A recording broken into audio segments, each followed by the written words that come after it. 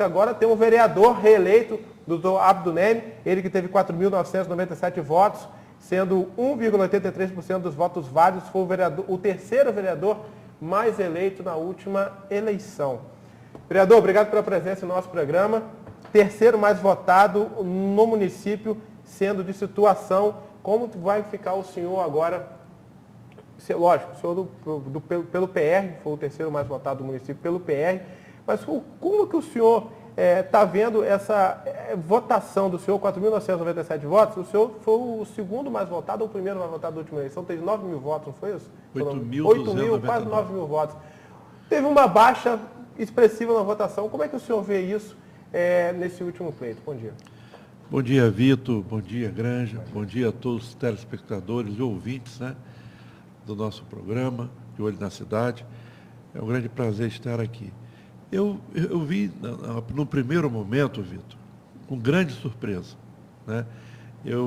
Nós tínhamos pesquisas de colegas vereadores que estavam numa posição melhor dentro do governo, né? Tendo uma votação pífia. Uhum. E eu falei assim, algo de estranho está acontecendo, né? E eu comecei a acompanhar, né, a apuração e com um pouco de tensão, porque não era aquela a nossa expectativa.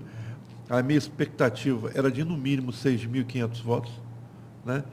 E aí eu percebi que todos os vereadores, né, tiveram uma votação aquém do que eles esperavam. Então, a gente entende que a pulverização, e a gente tem que entender uma coisa, nenhum processo eleitoral, nenhuma eleição é igual a outra. Todas elas têm umas particularidades que a gente tem que considerar. Eu acho que a Rosinha teve um número expressivo de candidatos a vereador, mais de 400 candidatos apoiando a nossa proposta de governo, e pulverizou e muito, porque nós achávamos que esses novos candidatos não teriam a votação que tiveram. E eles corresponderam nas urnas com 1.000, 1.500, 2.000 votos, e aí vocês, aonde entender, só em Guarulhos, por exemplo, 120 candidatos, né? Que tinha uma rua que tinha 6 candidatos. Então, realmente, olhando sobre essa ótica agora, né, a gente entende por que a votação não foi tão expressiva. Mas eu estou satisfeito, agradeço a todos os amigos, todos os eleitores, os meus pacientes, os meus amigos da Baixada, onde foi o terceiro mais votado, com mais de 2.000 votos, né, pela votação que nós tivemos. Agora, vereador, em relação ao que eu pergunto sempre, tudo bem, foi pulverizado, mas a mudança considerável na Câmara, o senhor acredita o quê? Que seja só a pulverização ou é uma resposta ao trabalho dos vereadores de uma forma geral nesse último mandato? Tem um percentual que é uma indignação da população. E o outro, realmente, foi a pulverização. Vocês vejam o seguinte, 8 vereadores que estão hoje, praticamente não tentaram a reeleição, né? Praticamente. E aí, você ficou com praticamente com 9 ou menos. Eu, Dante, Dona Penha, né?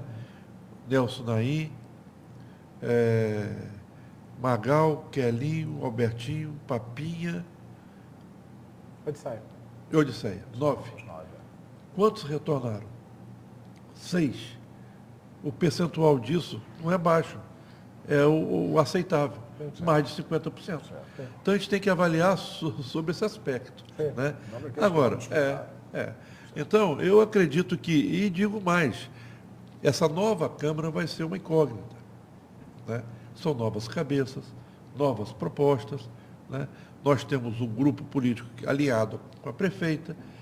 Agora, a gente tem que esperar, porque você sabe que as pessoas precisam estar lá, né? Para que você possa conhecê-las melhor. Aqui fora é uma coisa, lá dentro na casa é outra coisa. Então, eu acredito que não houve também essa indignação tão grande da população. Eu acredito que foi dentro do que a gente esperava, 50% de renovação, E também um pouco de indignação que em todo lugar do mundo tem. Sim. Tem sempre aqueles que votam contra. O senhor acredita, então, que mesmo com essa mudança grande, o contexto vai ser o mesmo? Justamente pela situação ser uma situação alinhavada e bem alinhavada com o Poder Executivo? Eu acho que, em relação ao contexto, como eu lhes falei, eu quero esperar um pouco o perfil de cada colega que vai estar lá. Mas a tendência é o grupo estar alinhado com a prefeita, né, com as propostas de governo da Rosinha, que foi aquilo que nós defendemos em toda a campanha, e que vai ser uma Câmara profícua, de grande trabalho e resultados para a população. É isso que a gente espera. A população espera do Poder Executivo, do Poder Legislativo, das instituições públicas como um todo, resultado para os seus problemas.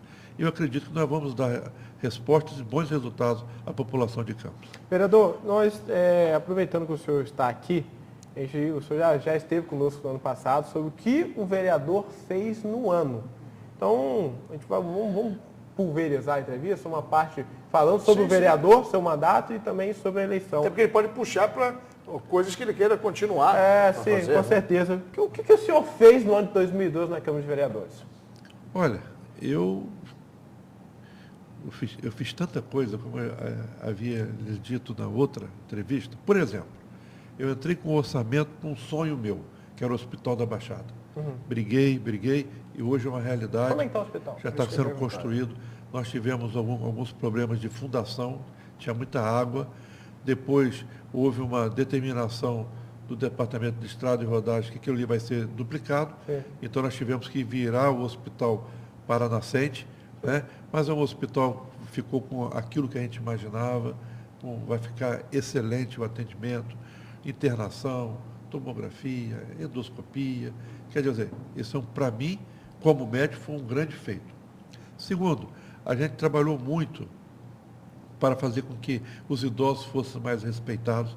Eu fiz leis direcionadas para os idosos, criando, por exemplo, o certificado do amigo do idoso, para que as pessoas que dirijam o transporte coletivo, os trocadores, despachantes, taxistas, motoristas de vans, sejam obrigados a fazer um curso, né, para que eles tenham, que eles possam trabalhar dentro do sistema de concessão do transporte coletivo, para aprender a lidar com idosos deficientes, né, para que com isso eles tenham mais calma, que a gente sabe que é uma profissão muito estressante.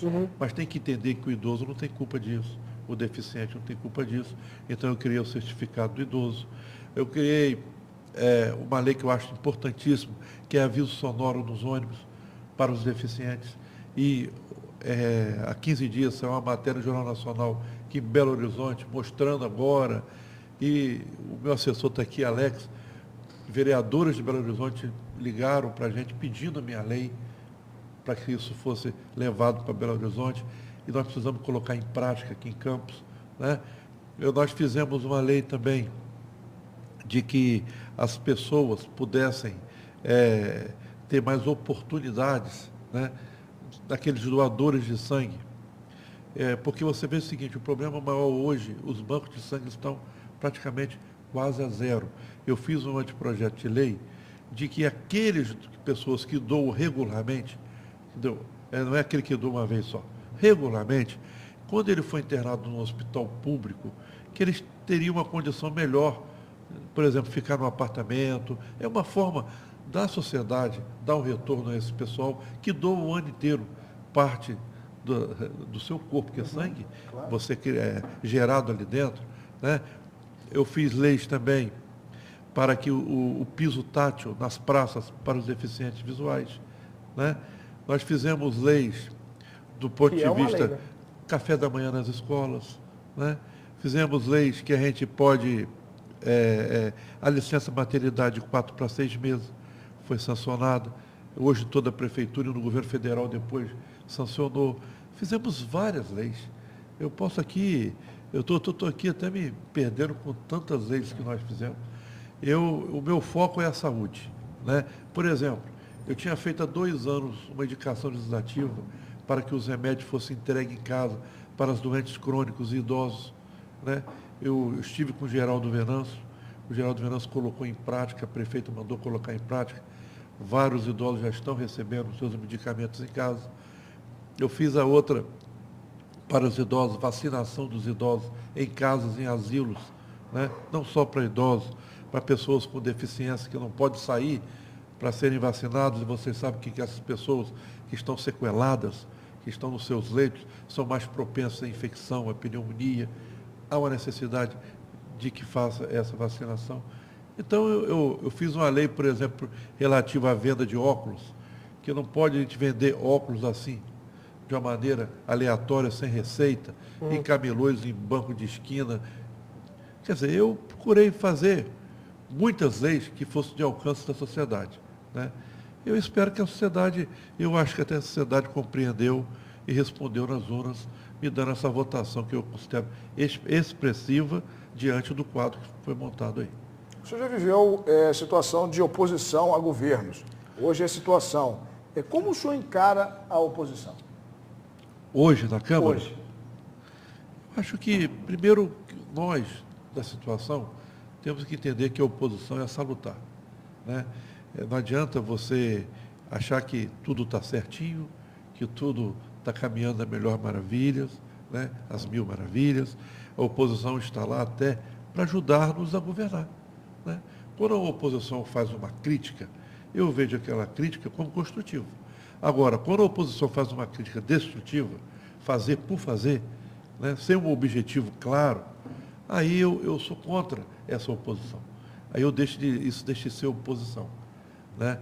E a gente respeita todos os companheiros que vão estar na oposição. Vamos lá estar juntos trabalhando para um bem comum que é a sociedade. Isso que é o mais importante, é isso que a sociedade quer, né? Respostas para os seus problemas. Então, eu vejo com muita tranquilidade a questão da oposição. Acredito que eles terão muitas dificuldades. Eu não sei, eu particularmente, eu não posso lhe dizer como vai se comportar essas 25 cadeiras, né? A questão do aparte, a questão de emendas, a questão de indicação, como que vai funcionar isso? Eu acredito que o presidente da casa, ele vai ter que ter muita paciência, vai ter que ter muita bagagem política para poder contornar todas essas situações. Não é uma tarefa fácil, não vai ser uma tarefa fácil, né? Então, que Deus conduza a esse futuro presidente, a mesa diretora, para que tenha muita paciência e habilidade política para conduzir a casa agora desses 2 anos, né? E depois de 2 anos tem outra eleição. Falando em mesa diretora, como é que está a situação de conversa para quem vai ser o presidente? Existe alguma coisa? Ô Vitor, nós ainda, acabou a eleição agora, o nosso grupo político, que tem como referência a prefeita Rosinha e o ex-governador Garotinho, nós estamos ainda envolvidos num processo de segundo turno em Nova Iguaçu, Duque de Caxias, Volta Redonda, Belford Roxo, São Gonçalo. Então, nós estamos esperando que dia 28 termine esse processo e que a gente possa ter um quadro definido, político-partidário do PR em todo o estado do Rio de Janeiro.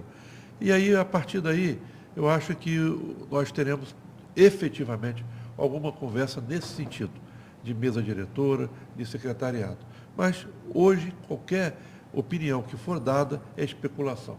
Não passa de especulação. O senhor tem o terceiro mandato do senhor. O senhor, com essa experiência, o senhor acredita que tem perfil para a mesa diretora? Já que o senhor não participou, pelo menos que eu me lembre, dos outros 2 mandatos de mesa diretora. Se participou, me perdoe. Pode não, me não participei. Não participei. participei. Só que tem perfil para isso, para participar agora? Eu não sei, eu acho que se você tem 1 mandato ou 2 mandatos, você adquire uma experiência, mesmo que ela seja pequena, muito mais experiência do que aqueles que não participaram, né? Eu acho que a questão de perfil, né, é uma coisa nova, né? Ser líder, ser presidente de uma casa, tem que ter o perfil de liderança, tem que dar exemplos, né? Eu não sei, mas se essa tarefa me for, né, dada, eu saberei conduzi-la com altivez e com responsabilidade. A TV Litoral transmite as sessões da Câmara sempre nas terças e quartas, logo após o programa De Olho na Cidade. E a gente sempre bate nessa tecla da situação de faltas, que é algo bastante chato não ter as sessões. E além disso, eu que costumo sempre acompanhar, percebi em uma das sessões, não sei se a palavra seria o descumprimento, mas o surgir da situação das normas, das próprias diretrizes da Câmara, como, por exemplo, como aconteceu recentemente, da palavra, o tempo, que o senhor estava destacando agora há pouco. Então, exatamente esse entendimento até para esses novos vereadores. E dentro disso, pedindo sempre, né, para que a gente possa ter um maior número de sessões possível. Toda casa tem o seu regimento interno. Né? E esse regimento interno é que determina, normatiza todas essas ações do parlamentar. Né? A parte, o que é emenda, por exemplo, o que é emenda supressiva, o que é emenda aditiva, o que é emenda substitutiva, né? Como você conduz a sua fala no parlatório, tudo isso é gerido por um regimento interno. Eu acredito, foi o que eu te falei, com 25 vereadores, talvez os colegas, nos primeiros 3, 4 meses, eles terão grande dificuldade nessa condução. Mas depois aquilo passa a ser natural, né? As pessoas vão se habituando, vão conversando com os outros vereadores mais antigos, né? E aquilo passa a ter uma condução espontânea. Agora, quanto às sessões da casa, mas a casa produziu bastante. Nós votamos tudo que foi encaminhado do Executivo, né? Acho que não ficou nada para trás. Nós estamos agora findando o nosso ano legislativo, votando um orçamento, que vai haver discussão. A oposição já está questionando a suplementação, né? Mas a gente ali é governo, né? E você sabe que o individual nunca ganha do coletivo, né? E a casa é formada por vários vereadores. E o coletivo é que realmente vota e que dá respostas para que aquilo se conduza como um processo e como lei. Então, nós temos que entender que isso faz parte da democracia. Quando você está no governo, você entende isso. Quando você está na oposição, você fica indignado com isso. Mas isso faz parte da democracia. Por isso que a maioria, né, como digo, a maioria tem alguns privilégios. Né? Um dos privilégios é esse, de conduzir o processo, né, de uma forma que atenda o governo, não que atenda a oposição. Certo? Vereador, foi muito discutido duas questões, pontos chaves no nosso município, que é a questão, uma do transporte urbano, da questão da mobilidade urbana e também a saúde. Eu acredito que o senhor seja ligado justamente às duas áreas. Uma questão do transporte, outra questão da saúde, que o senhor é médico. No ponto de vista do vereador, o que está faltando para o nosso município resolver essas questões? Bom, mobilidade, né? Nós, primeiro, para que você ande, para que você conduza o seu veículo, ou que você ande, transuentes, né? Você tem que ter as condições viáveis de tráfego, né? Hoje, a prefeita reformou várias praças com acesso para mobilidade. Hoje, a gente tem Guarulhos, por exemplo, todo reformado, todo asfaltado, com condições melhores de trânsito. Várias estradas foram asfaltadas, né? E isso aí facilita a condução da mobilidade, principalmente do transporte. Acredito que muito ainda tem que ser feito. Vocês observam, a gente, para chegar aqui, o trânsito está totalmente congestionado. Nós temos que ter outras vias acessórias. Nós não podemos ter aquelas vias que nós, campistas, acostumamos a usá-las. 15 de novembro, 28 de março, Formosa e Alberto Torres. Nós temos que ter vias acessórias, como Arthur Bernardes foi construída para esse fim. Nós temos que fazer uma via paralela à Estrada do Açúcar. Nós não podemos só ter a Estrada do Açúcar como, né, uma via que vai por toda a Baixada. Eu acho que tem que fazer por dentro, pegando IPS, um trecho, um braço da Arthur Bernardes, entrando no Imperial, Parque Tropical, Parque Saraiva, aí entra ali no Limão, a outra vai, pega lá do outro lado. Então, desculpe, eu acho que nós temos que ter vias acessórias. Quanto ao transporte coletivo, foram comprados 160 novos veículos, mas o transporte coletivo de Campos, ele é igualzinho a uma pessoa que estava doente durante 10 anos, né? E sequelas ficaram, sequelas terríveis, do ponto de vista de empresas sucateadas, de ônibus que não tem mínima condição de trafegar, né? E pior, o próprio empresário nosso tem uma mentalidade que precisa ser renovada. Entender que mudou, o mundo mudou. E agora, nós estamos prestes a ter uma licitação pública, né, para que a gente possa dar uma melhor dimensão a tudo isso e que haja uma integração de transportes coletivos com as vans. Nós não podemos admitir que as vans não sejam uma alternativa, mas um depredador do transporte coletivo que está aí. Ela tem que ser uma alternativa, como o nome fala, transporte alternativo. E essa integração vai começar a ser feita através de grandes terminais que vão ser construídos na nossa cidade, onde uma pessoa não precisa pegar um ônibus, descer na praça para pegar outro para vir para o jockey. Ela pode vir de travessão, desce no terminal e com a mesma passagem ela pode vir até o jockey, pode ir até o IPS, pode ir para outra localidade. Esse novo redimensionamento do transporte coletivo da nossa cidade, eu acho que vai melhorar a mobilidade, né? Mas a gente não tem que mudar só a mobilidade do ponto de vista de você ter carros mais novos, né? Nós temos que melhorar também com tarifa de qualidade. Nós não podemos ter uma tarifa, né, que não tem um reajuste mais de 4 anos, onde o motorista teve aumento, o trocador teve aumento, óleo diesel sobe, pneu sobe, porque o transporte coletivo vive de tarifa, vive das pessoas que andam nos ônibus. Então, isso tudo está sendo discutido com a prefeita. A prefeita, eu acho que essa semana ou a outra, vai sentar para discutir isso com o Álvaro, que é o presidente da EMUT, para que a gente possa dar a sequência, inclusive, da licitação do transporte público da cidade. Conversar com o senhor é um privilégio, porque o senhor é situação vereador e, ao mesmo tempo, empresário de transporte público do nosso município. Uma pergunta bem clara com o senhor falou sobre a questão de debretação das empresas, dos ônibus, vem ao longo dos anos. O senhor foi vereador ao longo dos anos também, sempre da situação, teve nesse governo que foi oposição, acabou virando situação, então o senhor acompanhou todo esse processo de deterioração dos ônibus e também uma tentativa de melhora. A pergunta que eu faço ao senhor é a seguinte: o senhor não acredita que às vezes falta pulso do governo municipal, independente qual seja o lado, seja a oposição, como foi a oposição, ou situação agora com o grupo político que aí está, falta pulso com as empresas de ônibus? Por exemplo, vou dar um exemplo para o senhor. A prefeita fez uma lei que colocava aí até 5 anos de uso dos ônibus. As empresas entraram contra essa lei no judiciário e conseguiram quebrar essa questão. Ou a prefeitura não entrou, ou se entrou meio mole. E está valendo até hoje o ônibus andar 10, 15 anos. Como é que o senhor vê essa situação? Bom, uma boa pergunta requer uma boa resposta. Claro.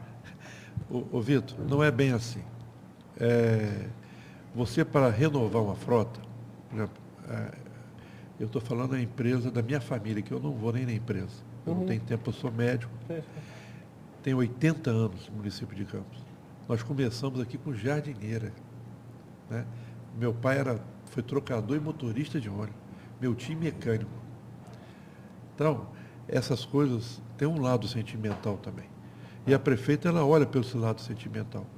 Os empresários de Campos, na sua maioria, não são empresários, são trabalhadores do transporte, né?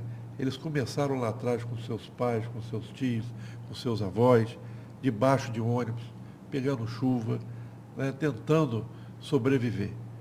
Então, a relação que a prefeita, às vezes, deveria ter de poder executivo com empresa de concessão, ela, às vezes, pesa um pouco devido a isso, né? A gente não pode... Você sabe, se eu abrir aqui o sistema aqui, aí vem para cá 1001, vem para cá só grandes empresários, grandes tubarões, que não tem história nenhuma na nossa cidade. Mas isso não justifica. Justifica. O povo precisa de ônibus de qualidade. Ponto. E nós temos que resolver esse problema. Vários ônibus foram retirados. Vários ônibus. Não tem nenhum ônibus por mais de 10 anos rodando na cidade. Agora, você entenda, nós compramos agora, compramos 5 mais 5 ônibus, 10 ônibus. A empresa da família do senhor. Da família, 10 ônibus. 5 semi-urbanos e outros 5 urbanos. Aham. Né? Isso representa quase 4 milhões de reais. E tem uma vida útil. Você pegar 400 mil, 350 mil para cada ônibus, em 5 anos, você perde quase 80, 90 mil por ano em depreciação do veículo. Então, tudo isso tem que colocar em pauta, porque você não conhece em cidades aí do médio porte nenhum ônibus que tem a vida média de 5 anos. E que retira a frota e renova a frota. Para que ocorra isso, você tem que ter tarifa. Né? O R$1, por exemplo, veio salvar as empresas, foi R$1. Porque você aumentou as pessoas andando mais de ônibus, muitas pessoas não andavam, então o fluxo de usuários aumentou, isso aumentou a arrecadação das empresas, mas agora precisa rever a tarifa. Né? Porque E você aí, sabe. o marco de R$1 poderia. O marco de R$1 poderia... Não, o marco de R$1 é do governo. Sim. O povo vai continuar pagando R$1. Não, o governo vai ter que subsidiar. Né? O restante. Isso foi o que deu, na verdade, um sopro de sobrevivência a todos os empresários de Campos. Não adianta, é matemática. Você sabe qual é o IPK de Campos? 1. Você quer dizer 1? Para cada quilômetro rodado, só um passageiro paga a passagem. Sabe qual é o IPK do Rio de Janeiro? 5. De outra cidade? 4. Para cada 1 quilômetro, 4 pagam passagem. Então as pessoas, o ônibus aqui vai daqui até ali, cobra isso. Eu quero andar daqui até 100 quilômetros com IPK de 4. Que não interessa. A relação quilômetro e custo está sendo mantida. Então tem que entender isso. A população não entende isso, a população quer resultado, ela quer ônibus no horário. Né?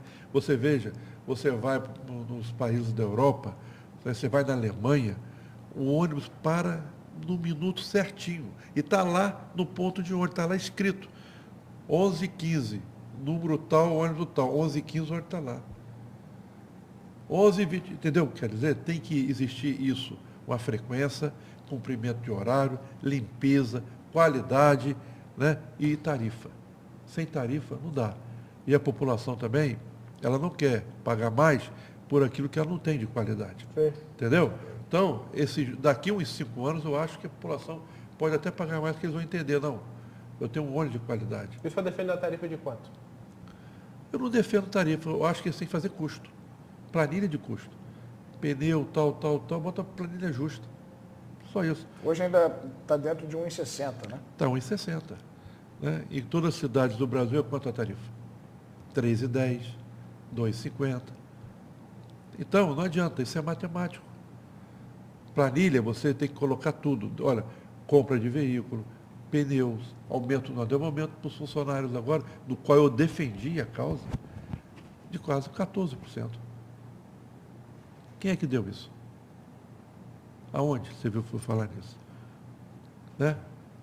Então tem que ver. Se você for olhar por um ângulo e olhar pelo outro ângulo, a população não tem como olhar pelo outro ângulo, mas nós que estamos aqui conversando de uma forma bem democrática, né, e bem transparente, nós temos que ver um lado e olhar o outro lado. Agora você entende que tem empresas que depreciam por demais a imagem no contexto geral? Tem empresas que eu acho que deveriam abandonar o segmento e fazer outra coisa. Né?